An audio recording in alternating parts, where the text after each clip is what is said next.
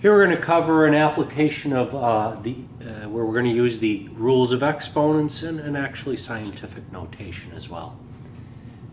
I think a lot of us are familiar with the equation E equals mc squared. However, a lot of people don't really know what this really means. In this equation, E is the energy, m is the mass, c is the speed of light squared. So what is the speed of light? The speed of light, c, is 3 times 10 to the 8th power meters per second. Maybe to give us a little bit of a more intuitive feel for how fast this is, that's about the same as 186,000 miles per second. That is pretty fast. Going this fast, it takes about 1.5 seconds to get to the moon, about 8.5 minutes to get to the sun. It's cruising right along.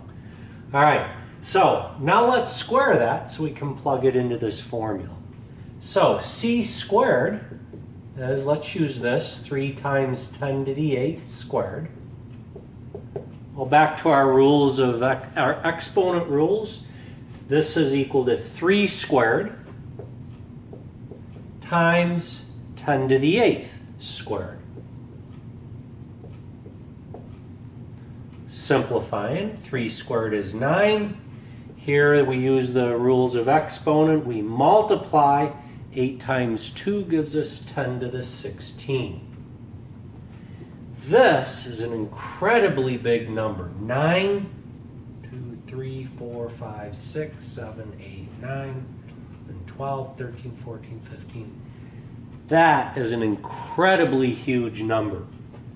When we plug that in here, we get E equals mc squared. We plug this number in for c squared, and it's telling us that we don't need very much mass, because this can be a small number.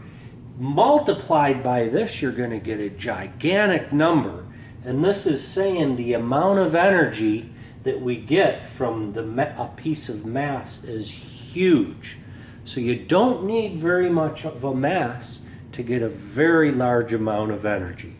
And this is exactly what got people thinking about years ago as far as the atomic bomb in World War II. However, the same idea is used for nuclear power.